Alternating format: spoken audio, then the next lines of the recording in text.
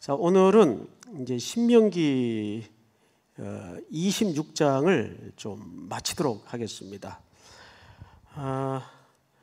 제가 그 책을 하나 소개를 할 텐데 사실 이게 좀 부담이 돼서 책 같은 거 소개 안 하고 그냥 그 안에 내용 인용만 늘 하곤 했죠. 근데 이 책은 제가 이번 주간에 읽었던 책인데 그 출판사는 얘기 안 할게요. 그냥 그 저자만 얘기를 하겠는데, 저자가 현재 그 시카고에 있는 트리니티 복음주의 신학교의 교수님이세요.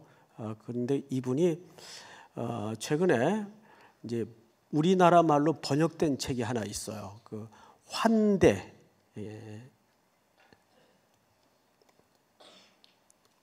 환대와 구원이라는 책이 있어요. 환대와 구원. 이제 그분 이름이 지프 교수님이신데 이 피가 아니에요. 예, 이게 아니고 이거예요, 이거. 지프 교수님이신데 여호수아, 영어 이름이 조수아, 조수아 이렇게 돼 있어요.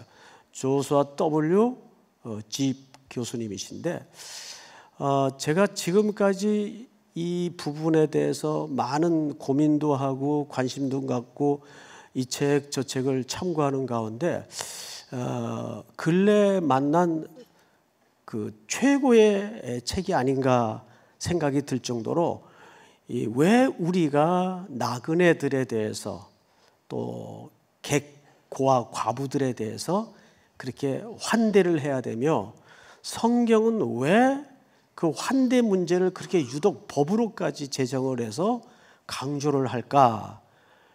거기에 대해서 이 책에 소개된 신학적인 원리와 적용만큼 명쾌하게 역사적 자료를 모아서 설명한 책을 아직까지는 만나보지 못했다 싶을 정도로 아주 좋은 책이 하나 나왔어요. 그래서 우리 교회 대개 다 이제 젊으시니까 이 책을 충분히 소화할 수 있겠다 싶고, 책이 사실은 그렇게 재미는 없어요. 저도 이제 한 절반 조금 넘게 읽었는데 재미는 없는 책인데 아주 중요한 책입니다. 무엇보다도 그 나그네 환대법에 대한 신학적인 이유에 대해서 이분의 논리는 종합해 보면 이거예요. 환대를 통해서 구원이 성취되고 이루어진다는 신학적 이론을 성경적으로 잘 설명했어요. 참 복음적으로도 잘 설명한 책이기 때문에 제가 강력하게 이 책을 한번 우리 성도님들에게 추천을 하면서 오늘 신명기 6장을 좀 들어가 보도록 하겠습니다. 오늘 내용은 이 책에서 참고한 내용도 많습니다. 그렇기 때문에 그렇게 이해를 하시고 보면 좋을 것 같아요. 자, 우선 26장을 보시면 네 하나님 여호와께서 네게 기업으로 주어 차지하게 하실 땅에 네가 들어가서 거기에 어떻게 할 때에, 거주할 때에, 여러분 거주라는 개념이 등장을 해요. 거주할 때 네게 주실 땅, 네게 주실 땅. 그래서 이 땅은 가나안 입국을 얘기하는 거죠. 근데 이 교수님의 글을 보니까 이런 글이 하나 눈에 확 들어와요. 환대란 뭐냐? 환대란 뭐냐? 이분이 책에서 정의한 내용인데, 환대란 외인들을 위한 공간을 제공하는 일이다. 그래서 외인들이라고 표현할 때는 고아, 과부, 나그네, 손님 모두를 함의하는 표현이에요. 그런데 그분들에게 기독교인으로서 환대를 한다는 것은 어디까지가 환대냐 했을 때 외인들을 위한 공간을 제공하는 일이다. 그래서 하나님의 손님으로 우리는 환대받은 자들이라는 거예요. 우리의 시작이 누구의 손님으로? 하나님의 손님으로. 그러니까 하나님께서 우리를 환대하지 않았다면 우리에게 구원이 이루어졌을까요? 안 이루어졌을까요? 이루어질 수가 없습니다. 그래서 우리는 근본적으로 하나님의 손님으로서 환대를 받은 자라는 데서 모든 이해와 사고와 삶의 방식이 출발해야 된다는 논리예요. 자, 그리고 그렇게 구원받은 사람들은 무슨 책임이 동시에 주어지냐면 서로 환대를 주고받는 책임이 주어진다는 거죠. 그래서 우리가 구원받은 자로서 그 구원을 몸소 삶으로 구현해내는 작업은 이제 우리가 뭐 하는 자로 바뀌어야 되겠죠? 환대하는 자로 바뀌어야 된다는 논리예요. 이건 굉장히 정확한 이해입니다.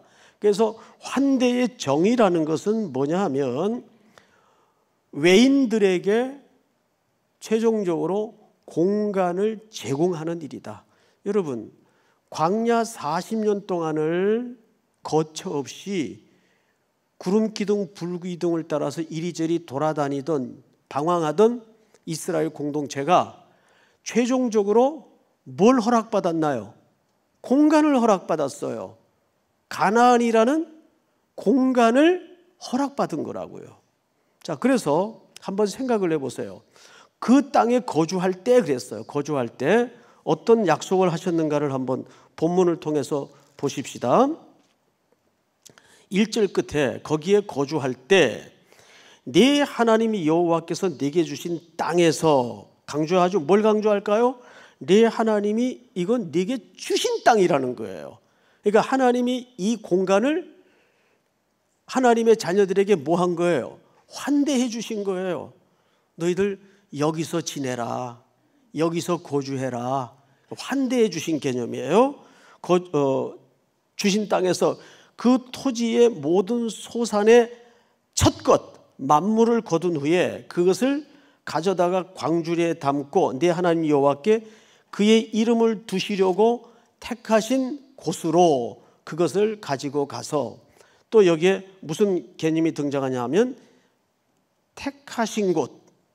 우리 이건 신명기 강해를 하면서 굉장히 자주 확인했던 부분인데, 우리가 그 땅에 들어가면 첫 번째 감당해야 될 본질적 사명과 책임이 택하신 곳에서 예배를 드리도록 신명기 12장부터 누누이 지금까지 매 장마다 강조되어 왔던 명령이에요. 택하신 곳에서. 택하신 곳이라는 것은 하나님의 임재가 있는 장소를 얘기하는 거예요. 하나님께 가지고 나가야 됩니다. 그리고 또 잘 보세요. 그때에 제사장에게 나아가 그에게 이르기를 내가 오늘 당신의 하나님 여호와께 아뢰나이다. 내가 여호와께서 우리에게 주시겠다고 우리 조상들에게 맹세하신 땅에 이르렀나이다 할 것이요. 이건 뭐예요? 고백을 하는 거예요. 뭐에 대한 고백? 하나님이 우리를 환대해 주신, 그래서 최종적으로 머물고 살 수 있는, 씨 뿌리고 거두고 열매를 거둘 수 있는 뭘 주신 거죠? 공간을 주신 거예요. 그걸 우리는 땅이라고 부르죠. 그래서 인류는 긴 그 고단한 여정을 사실은 무엇 때문에 전쟁을 벌이고 무엇 때문에 웃고 하죠? 땅. 모든 인류의 전쟁의 역사는 땅 뺏기 싸움 아니에요. 우리는 그걸 어릴 때부터 배웠어요. 어릴 때부터 남의 마당에 들어가 가지고 줄을 그어가면서 다 해봤죠. 땅 뺏기 싸움을 해요. 땅 뺏기 싸움. 그러다가 또 시비가 붙어요. 자식아 왜 뼘을 그렇게 막 미냐, 여기까지 아니냐. 그러니까 방에서 주무시던 주인 할아버지가 일어나서 빽 소리 한번 지르면 그 싸우던 땅을 놓고 다 후다닥 동네 밖으로 도망을 나가버려요. 인생이 그런 거예요. 에? 똑같아요. 우리는 그 어릴 적 놀이를 통해서 이미 인생의 심오한 진리를 배우는 거죠. 에? 지 땅이 마냥 막 땀을 삘삘 흘려가면서 막 욕지기를 해가면서 싸우다가 주인 할아버지가 빽 소리 한번 지르면 혼비백산하고 다 달아나 버려요. 꽁무니를 빼고 똑같은 거예요. 그런데 이 땅은 주인이 주신 거예요. 땅 주인이 하나님께서 이 백성에게 거주하도록 주신 땅인데 그 첫 것을 가져다가 하나님 앞에 드리는 것은 무슨 고백인가 하면 우리가 지금 이 땅에 들어와 이렇게 살고 있습니다. 먹고 입고 쓰는 것에 부족함이 없습니다. 그 은혜를 고백하는 것이, 그분의 공로를 인정하는 것이 무엇으로 나타나는 건가 하면 예배로 구현되는 거예요. 그러니까 예배의 본질이 뭐예요? 예배의 본질은 하나님의 은혜를 인정하고 그분을 칭송하고 그분의 것임을 고백하는 은혜의 고백이 예배예요. 그런데 우리는 예배를 잘못 이해하고 있어요.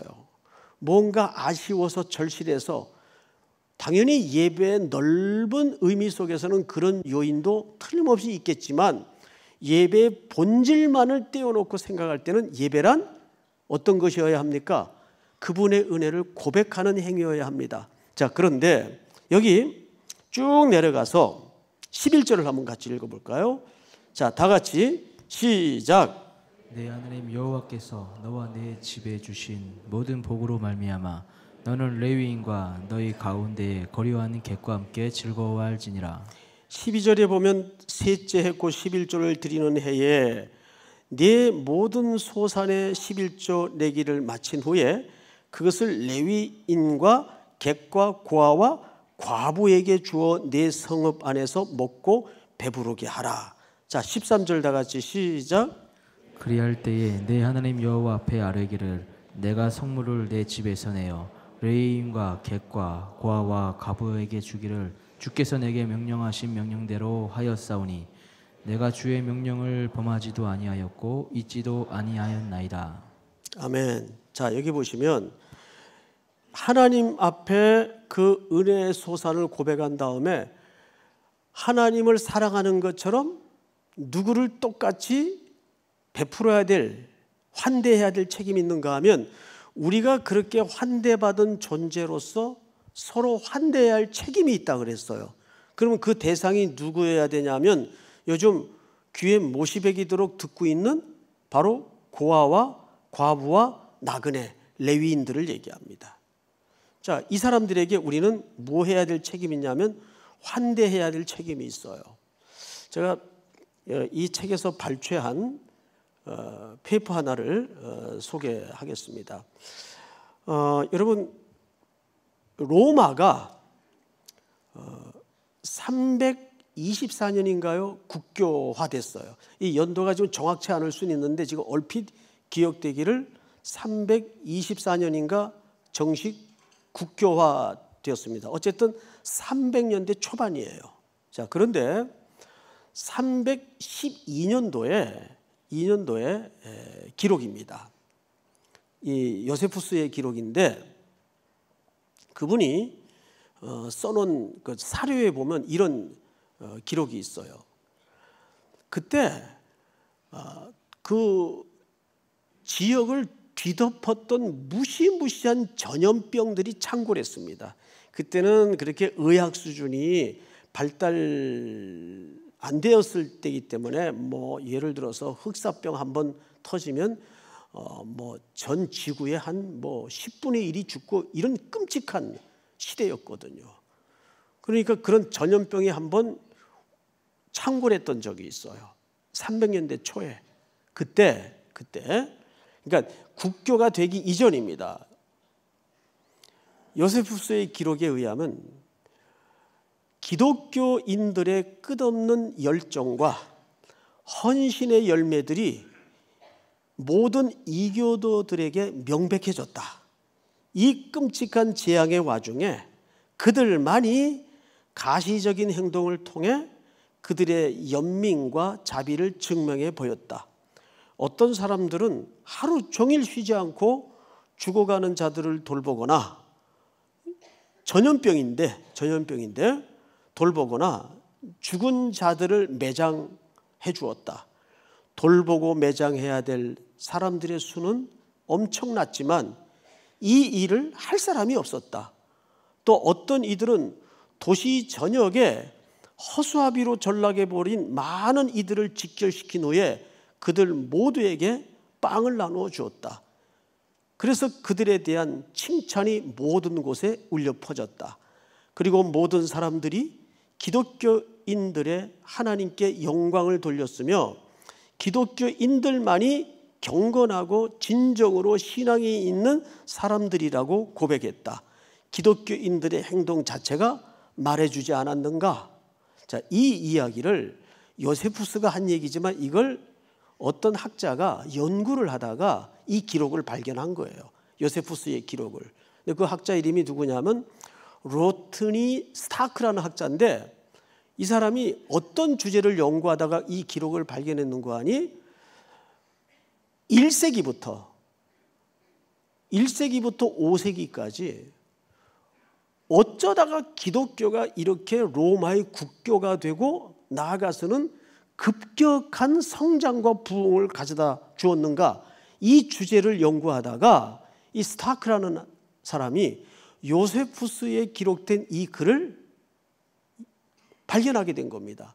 아, 기독교인들의 이 무조건적인 목숨 건 자비와 환대와 사랑과 섬김이 있었기 때문에 로마는 결국 기독교에 의해서, 복음에 의해서 점령당할 수밖에 없었구나. 그거를 몇 군데서 확인을 하게 된 거죠.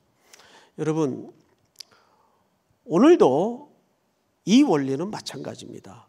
성경을 쭉 읽다 보면 시간이 많지 않으니까 한 군데만 우리 창세기 18장을 좀 띄워주세요. 창세기 18장. 저하고 몇 구절을 좀 같이 쭉 읽어 나갈 겁니다. 여호와께서 마므레의 상수리 나무들이 있는 곳에서 아브라함에게 나타나시니라. 날이 뜨거울 때 그가 장막문에 앉아 있다가, 시작. 눈을 들어 본즉 사람 셋이 맞은편에 서 있는지라. 그가 그들을 보자 곧 장막문에서 달려나가 영접하며 몸을 땅에 굽혀. 2절을 잘 보세요. 눈을 들어 본즉 사람 셋을 발견했어요. 이게 누군지 몰라요 아직. 그가 그들을 처음에 뭐 했죠? 보자. 눈으로 먼저 봤어요. 보고 그 다음에 즉시 어떻게 했나요? 곧 장막문에서 달려나가 뭐 했다고 돼 있어요? 영접이 뭐죠? 환대예요. 발견한 그 나그네들을 자기 집으로 환대에 들어옵니다. 영접하며 몸을 땅에 굽혀. 다음 절 시작. 이르되 내 주여 내가 주께 은혜를 입어 싸우면 원하건대 종을 떠나 지나가지 마시옵고 물을 조금 가져오게 하사 당신들의 발을 씻으시고 나무 아래서 쉬소서. 시작. 내가 떡을 조금 가져오리니 당신들의 마음을 상쾌하게 하신 후에 지나가소서. 당신들이 종에게 오셨음이니이다. 그들이 이르되 내 말대로 그리하라. 자, 아브라함은 지나가던 나그네를 환대했고 이 사람들은 그 환대에 응해줬어요. 그런데 여러분들이 집에 가서 이제 9절서부터 확인을 해보시면 이 나그네들이 이 집안에 이미 살아는 경수가 끊어진 지가 지났어요. 그런데 뭘 약속하고 돌아갑니까? 예, 네가 아이를 갖게 될 것이다. 그래서 사라가 웃었어요. 그래서 이삭이라는 이름이 웃게 하다라는 뜻입니다. 웃게 하다. 그러니까 사라는 그것이 그 당시에는 말도 안 되는 얼토당토하는 조크처럼 이해를 하고 그냥 웃었어요. 킥거리고 웃었어요. 장막 뒤에서. 그걸 이 사자들한테 들키죠. 네가 분명히 임신을 하게 될 것이다. 그리고 낳은 자녀가 누구죠? 이삭이에요.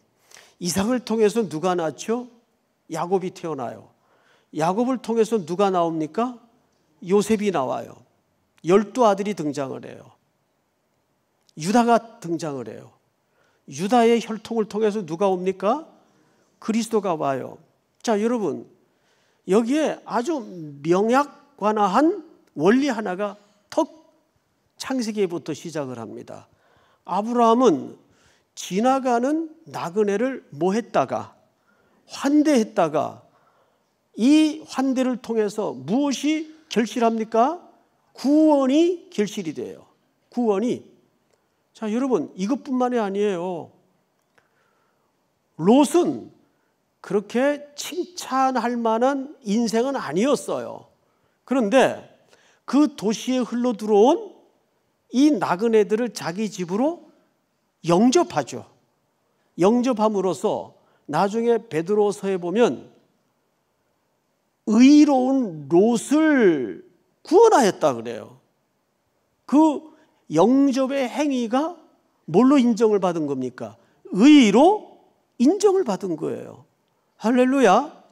그러니까 이 원리는 굉장히 중요한 원리예요. 우리가 아무리 사소로운 환대와 영접이라도 그 환대와 영접은 하나님의 뭘 이루는 통로가 되죠? 구원을 이루는 통로가 돼요. 본인도 구원을 받지만 환대받는 자도 어떻게 됩니까? 구원이 이루어지는 거예요. 이 영적인 질서가 온 땅에 번져가고 흘러가고 나뉘어져야 된다는 얘기죠. 또 보아스는 저 이방 여인인 룻을 환대했어요. 그랬더니 이 기생 첩의 아들 출신이었던 보아스의 혈통에서 누가 오셨어요? 메시아가 오시잖아요. 그러니까 놀랍게도 모든 성경에 나타난 구원은 뜻밖에도 어떤 과정을 통해서 이루어집니까? 영접과 환대라는 과정을 통해서 이루어지는 거죠. 그러니까 이 행위는 오늘날, 제가 오늘 낮설교 때도 잠깐 지나가는 말처럼 언급을 했지만 한 2, 3일 전에 제 방에 기자 두 분이 찾아오셨어요. 이제 말 끝에 정리를 하면서 뭐 공식 인터뷰 자리는 아니었는데 한국교회 지금 많이 어려운데 목사님 생각에는 어떻게 해야 되겠습니까? 그래서 제가 똑같은 얘기를 했어요. 그동안 한국교회가 누렸던 물적 인적 자원의 놀라운 은혜들을 이제는 이 땅에 환대가 필요한 가난하고 처지고 상대적으로 약한 자들에게 나누고 흘려보내고 함께해야 되는 이것만 한다면 모든 한국교회 그동안 엉켰던 시름을 가지고 있었던 문제가 그분 표현으로 한 방에 해결된다는 얘기를 해요. 그거 맞다. 모든 문제는 거기에 녹아져 있다. 믿으십니까? 이것이 우리 삼일교회가 향후 새로운 60년을 준비하면서 붙들어야 될 성경적 본질이고 교회론적 본질이어야 합니다. 이제는 우리가 우리라는 말이 삼일교회만을 얘기하는 건 아니에요. 세계 교회를 그렇다고 말하는 것도 아니에요.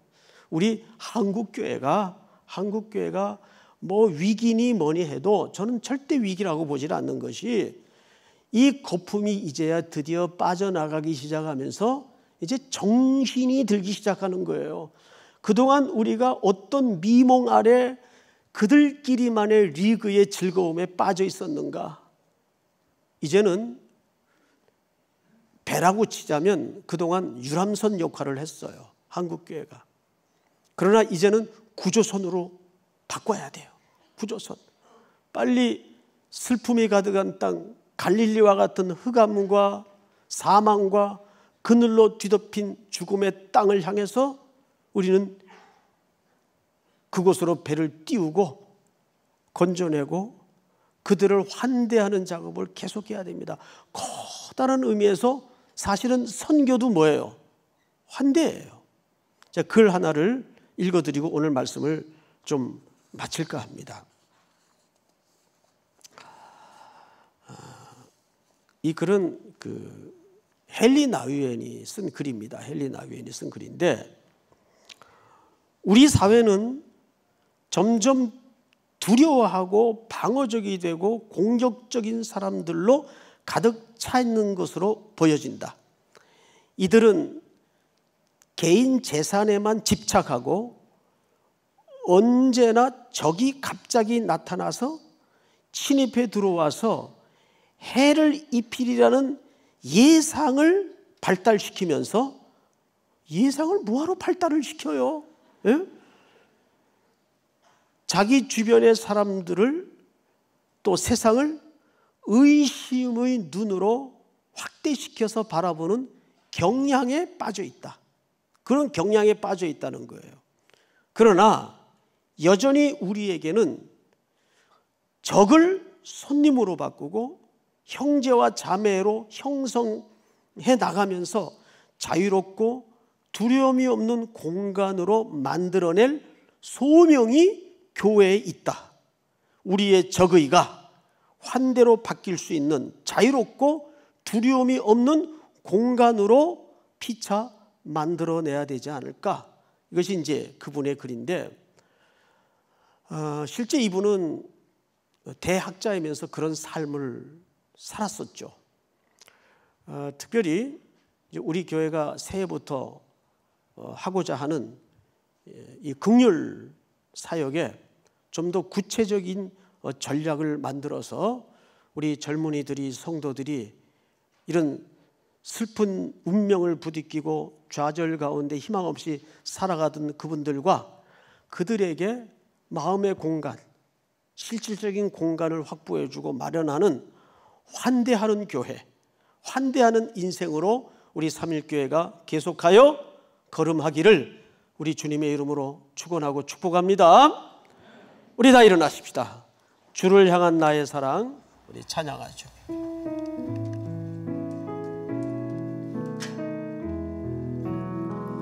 주를 향한 나의 사랑을 주께 고백하게 하소서.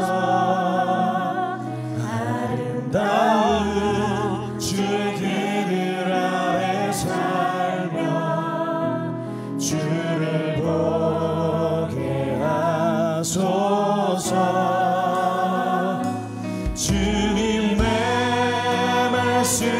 선포될 때에 땅과 하늘 진동하리니 나의 사랑 고백하리라. 나의 구주 나의 진 부드러운 주의 속삭임, 부드러운 주의 속삭임, 나의 이름을 부르시네. 주의 능력 주의 영광을 보이사 성령을 부으소서. 메마른 것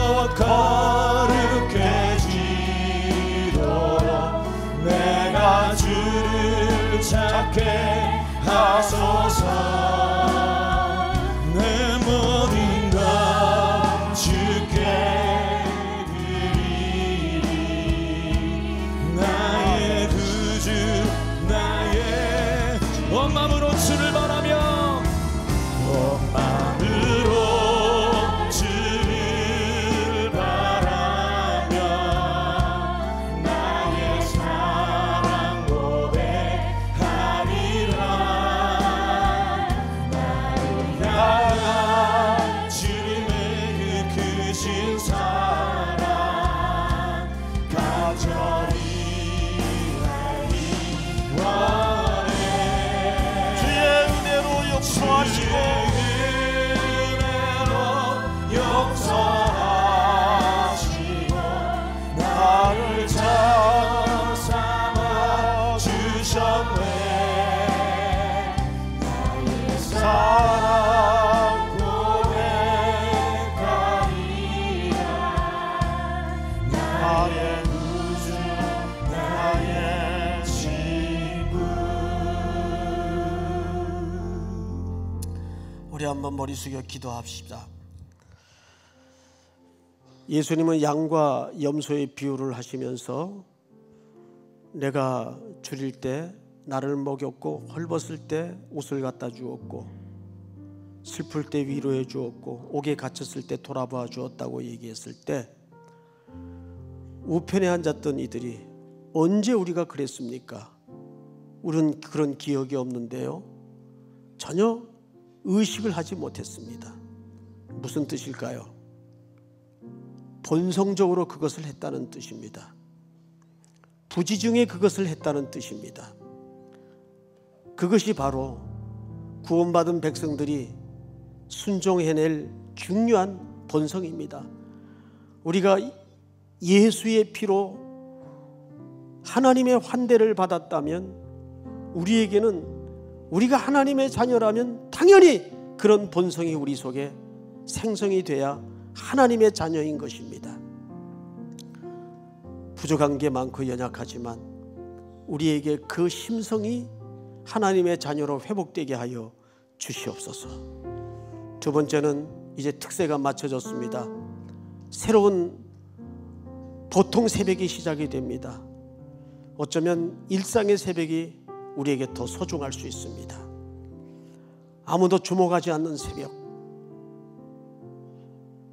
아무도 눈뜨지 않는 새벽에 일어나 하나님과 대면할 수 있다면 그것이야말로 진정한 특세가 아닐까요?